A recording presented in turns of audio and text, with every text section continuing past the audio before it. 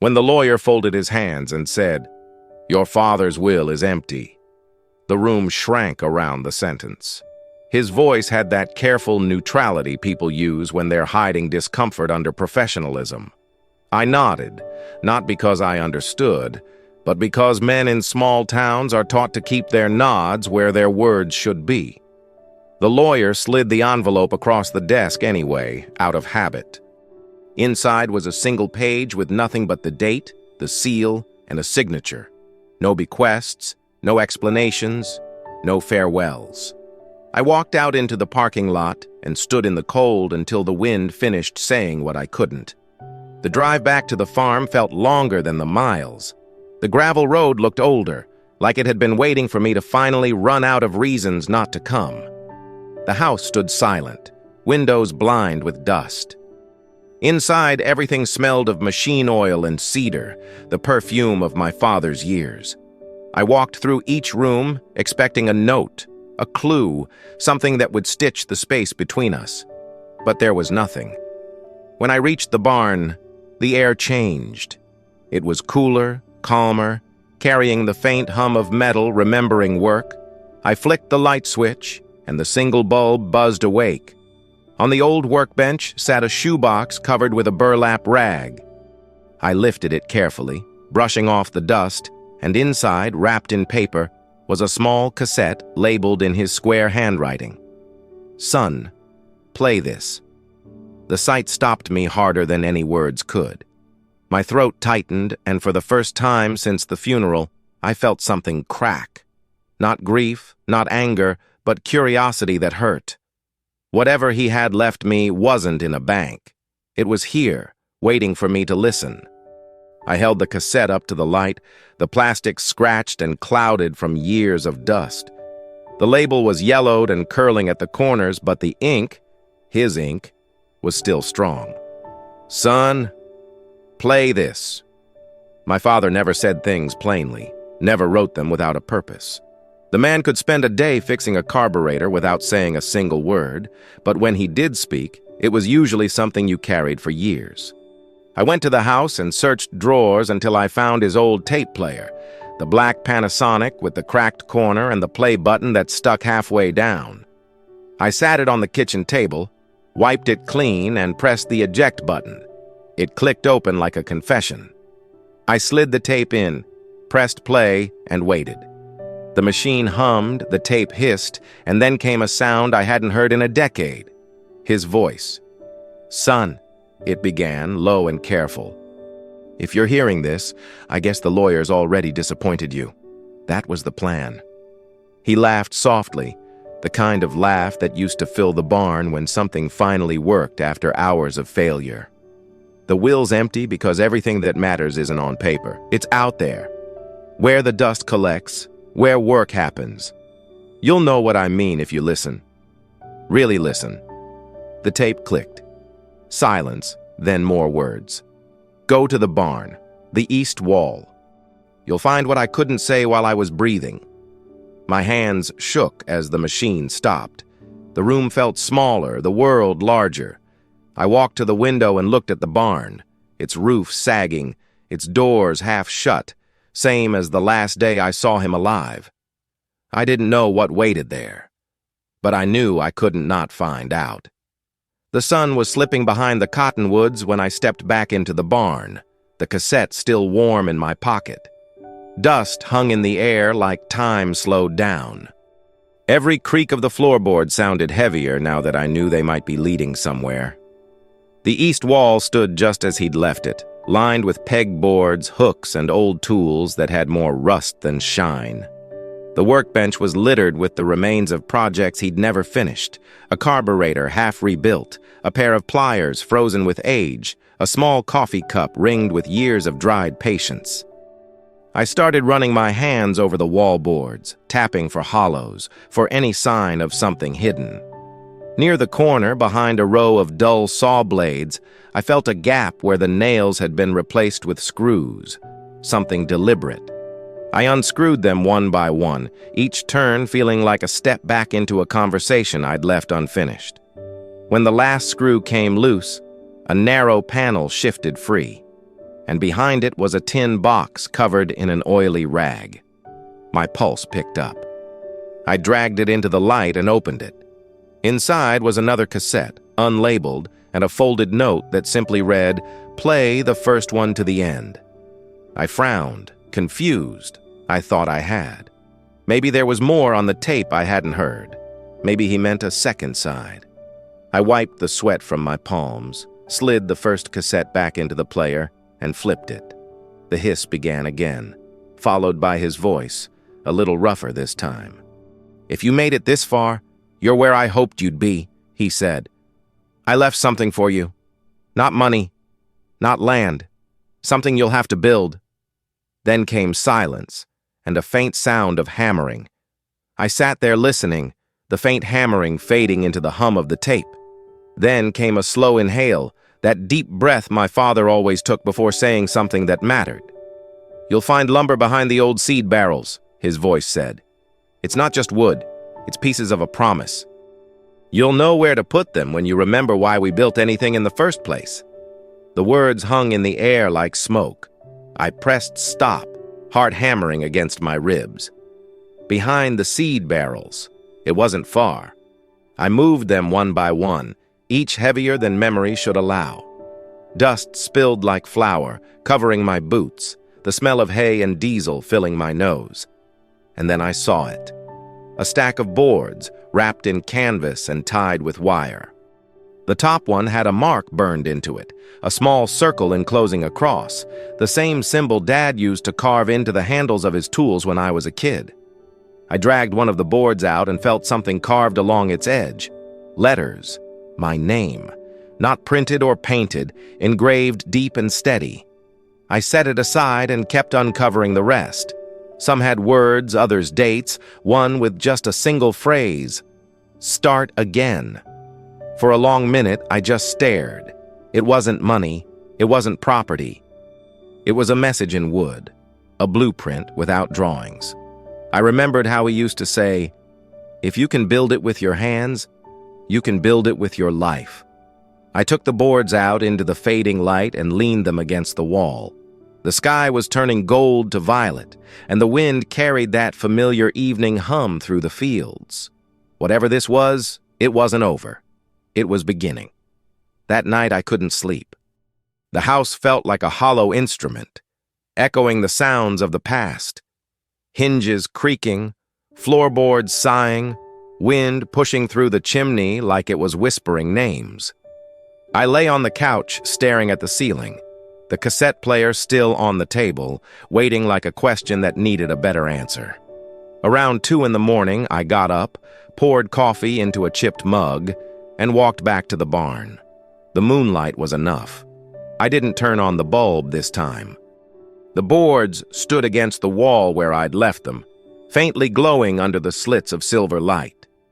I took the one with my name carved into it and set it on the sawhorses. My hands followed the grain, tracing the letters until they felt alive again. Beneath the edge of the wood, my fingers brushed something taped underneath. A small key, tarnished but unmistakable. He'd hidden it there. I turned the key over in my palm. It was the same shape as the lockbox he kept in the old tractor shed, the one he never let me open. He used to joke that it held the mistakes I didn't want to repeat. I thought he meant taxes. Maybe he meant something else. I went to the shed, careful where the floor sagged. The padlock still hung on the latch, orange with rust. The key slid in like it had been waiting years for this moment. It turned smooth, clicked, and the lock fell open.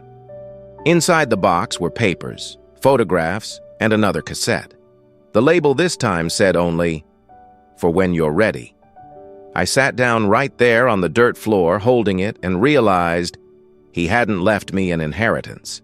He'd left me a conversation, one I'd stopped having too soon. Dawn broke pale and quiet. The farm always woke before I did, but that morning I felt like I'd already been awake for years. I carried the new cassette to the kitchen, made fresh coffee, and let the old player whir back to life. The tape hissed longer this time before his voice came through, lower, slower, like he'd rehearsed it 100 times. "If you're hearing this one," he said, "then you opened the box. Good. You never were one to leave a thing half done." He paused, and I could hear birds in the background, maybe the same barn swallows that still nested above the rafters. "I wasn't always good at talking," he continued. "You know that. Words felt like the wrong tools for the job. I figured one day you'd see past that. I didn't need to say I was proud. I built it into the things I left standing." My throat tightened. The man who'd spent his life behind calloused silence was now teaching me how to listen. He went on, "You'll find some papers in that box, old loan notes, crop ledgers, a few debts I never managed to pay. Don't worry about those, I made arrangements. What I want you to read is the letter under the photo of your mother." I stopped the tape and dug through the pile. There it was, a faded photo of her standing in front of the house, sunlight spilling across her shoulders, smiling at whoever stood behind the camera. I turned it over, and a folded letter was taped to the back. I pressed play again. "What matters?" he said, voice trembling now. "Isn't what I owed, son. It's what I learned paying for it." Outside, the wind lifted the curtains. Inside, his lessons were just beginning. I unfolded the letter carefully, afraid it might crumble. His handwriting was the same square print that filled every receipt, every note he ever left taped to the fridge. But this one wasn't about chores or repairs. It started simply, "I wasn't much of a father when you needed one." I stopped reading for a moment, the words heavy enough to bend the air. He wrote about the years after Mom passed, the long days that blurred into longer nights, the stubbornness that kept him from saying, "I miss you," and the pride that turned every apology into silence. He said he'd tried to build enough fences, barns, and excuses to keep the hurt out, but all he really built was distance. Then came the line that broke me. "I kept working so I wouldn't have to see the ways I failed." I set the letter down, stared at the coffee steam, and let the truth sting where it needed to. He had always been a man of doing, not saying, but here, in ink, he'd done both. The tape continued softly. "There's a map in the back of that notebook in the box. You'll recognize the place by the creek where we used to fish. I buried something there when your mother died. Not money, something we made together before everything fell apart. It's yours now, if you still think it's worth finishing." His voice faded, replaced by the sound of wind and maybe running water. Then, a final whisper. "I hope you can forgive me, son. But more than that, I hope you learn how to forgive yourself." I pressed stop, closed my eyes, and listened to the quiet hum left behind. The farm was still, waiting. And somewhere near that creek, a story hadn't ended yet. By afternoon, clouds had gathered low and gray, pressing the air flat and heavy. I packed the notebook, the letter, and the first cassette into my jacket pocket, then walked down the dirt path toward the creek. The same trail I'd followed as a boy, back when Dad's stride was longer, and I had to run to keep up. The weeds brushed my legs, damp from last night's dew, and the old barbed wire fence hummed softly in the wind like it still remembered him. The creek was swollen from recent rain, its current quick but clear. I stopped at the bend near the oak where we used to cast our lines, the bark carved with faded initials, his, Mom's, and a smaller one for me. I knelt down and looked around, trying to imagine where he might have buried something. The notebook's map showed an X just past the tree, near a cluster of stones shaped like a horseshoe. I started digging with a small spade I'd grabbed from the shed. The earth was soft, the smell of it old and kind. After a few minutes, the blade hit something solid, a metal box, smaller than the first, wrapped in what looked like an oilcloth. I pulled it free, wiped away the mud, and sat back on my heels. The rain began to fall, soft and insistent. Inside the box was a wooden frame, hand-carved, unfinished. I recognized it instantly. It was the picture frame he'd started the year Mom got sick. He never finished it. Beneath it lay a small cassette, unlabeled, and a note that read, "Finish this for her." I held it in both hands, rain streaking my face, not sure which drops were from the sky and which were from everything I'd never said. I carried the box back to the barn under the steady rhythm of the rain. By the time I reached the doors, the storm had become a curtain, thick and drumming, as if the world wanted privacy for what was about to happen. I set the box on the workbench, peeled off my wet jacket, and stared at the wooden frame inside. It was smooth on one side, rough on the other, the corners joined but never sanded, like a sentence that trailed off mid-thought. I wiped my hands, placed the new cassette into the player, and pressed play. Static filled the room for several seconds, then his voice again, tired but lighter somehow. "I don't know if you remember," he said, "but she wanted a frame for that picture by the porch swing, the one where you're holding the puppy too tight, and she's laughing so hard the camera blurred. I told her I'd finish it after harvest, but I never did." He paused, and I heard rain in the background, maybe this same barn years ago. "Son, if you're listening now, that means you found what I couldn't finish. So finish it. Not because it matters to me, but because it'll teach you how to forgive what time took away." The tape clicked once, then stopped. I sat there breathing with the quiet. I ran my fingers along the grooves, tracing where his had been, feeling the stubbornness and care carved into the wood. Then I picked up the chisel, the one he'd marked with his initials, and set it against the edge. Outside, thunder rolled like memory turning over in its sleep. I began to carve, slow and careful, letting each stroke speak where words had failed us both. By the second pass, the frame already looked closer to peace. The next morning, sunlight slipped through the barn slats, laying golden stripes across the workbench. The storm had washed the air clean, and the smell of wet earth and sawdust filled the room. The frame sat in front of me, nearly finished. I sanded the edges with quiet care, the way Dad had taught me when I was 12 and thought perfection was just a matter of trying harder. The grain of the wood glowed warm under my hands, and for the first time I realized he had probably worked on this same piece, sitting in this same light, trying to keep his mind from breaking apart. As I worked, I felt the rhythm he must have known, steady, humble, forgiving. Every scrape of the sandpaper sounded like an apology turning into acceptance. When I was done, I brushed off the dust and set the photograph inside. The one of Mom laughing, blurred but beautiful. It fit perfectly, as if the years had shaped it to size. I hung the frame on the barn wall above his workbench. For a long moment, I just looked at it. The sunlight touched her smile and made it look alive again. Then I heard something I hadn't noticed before. A faint click from the recorder. I had left it plugged in. The tape rewound itself halfway, then played again on its own.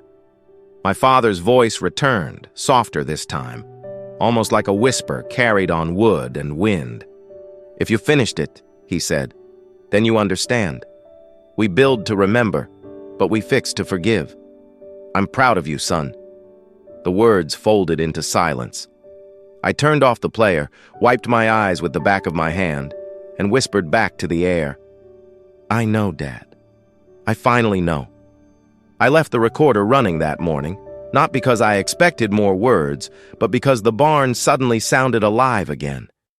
The faint hum of flies near the window, the rattle of the tin roof in the breeze, even the quiet settling of tools, it all blended into something that felt like his breathing still lingered here. I made a pot of coffee, poured half into my mug, and left the rest in his old thermos on the bench. It was a small gesture, but it made the space feel less empty. After lunch, I drove into town with the letter and photo to show Ruth, the notary who had helped with the estate paperwork. She'd known my father since high school, back when he still laughed more easily. I told her what I'd found, and she smiled in that sad, knowing way country people do when life folds back on itself. "He always said you were his mirror," she told me. "Guess now you get to see what he meant." On the drive home, I took the long way, the road that curved past the creek and the hilltop cemetery. I slowed near the gate, but didn't stop. Some conversations don't need graves to hold them. Back at the farm, the barn glowed in the late sun, and the framed photo caught the light like it was breathing. I sat on the step, watching the fields shift color as the day exhaled. I didn't feel alone anymore. Not exactly. More like I was sharing the quiet with someone who had finally learned how to speak through the things he'd left behind. The will had been empty on paper, but out here, among dust and wood and memory, I'd found more inheritance than money could ever name. The days that followed found their own rhythm, like the farm had been waiting for this quiet all along. I repaired the fence by the east field, replaced 2 rotten boards on the porch, and stacked firewood the way Dad used to, bark out, grain facing east, always ready for the next season. Every task felt less like work and more like translation, decoding the language he'd spoken without words. Each nail driven, each hinge oiled, was a conversation continued. At night, I played the tapes again, not for answers but for company. Sometimes I'd fall asleep to the soft hum of static and his slow breathing between sentences. There was comfort in knowing the man I'd spent years misunderstanding had been trying, in his own stubborn way, to leave something that couldn't be auctioned or spent. One evening, while cleaning the barn, I found an envelope tucked behind a loose plank in the feed room. Inside was a short note in that same square print, "For when you're done being angry." I laughed under my breath.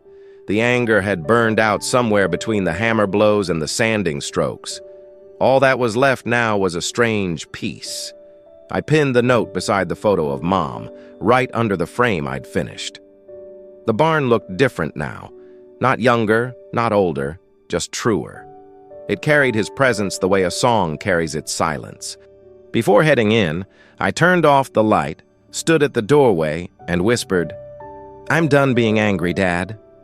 The wind answered through the rafters, gentle and kind, like approval in another language. I shut the door behind me, the latch clicking like punctuation at the end of a long sentence finally finished. A week later, I drove back into town to meet the lawyer one last time. He wanted to close the file, his words neat and businesslike, but I brought the cassette with me anyway. When he asked if I'd found anything of value, I smiled and said, "More than I expected." He gave a polite nod, typed something into his computer, and wished me well. I almost felt sorry for him.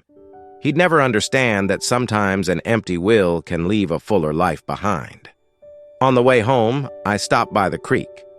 The grass had grown back over the spot where I dug, and the oak leaves shimmered like old coins in the sunlight.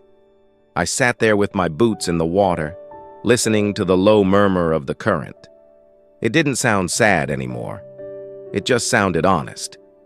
When I got back to the farm, the barn doors were open, breathing daylight. The photo of Mom glowed softly in its frame, and for a moment it felt like both of them were still here, watching, not haunting. I pressed play on the recorder one last time. His voice came through faint, almost fading with age.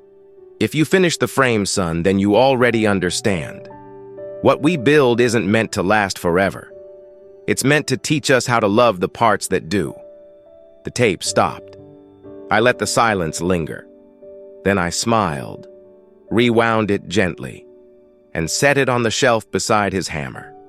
Before turning out the light, I whispered, "Thanks for not leaving me nothing, Dad."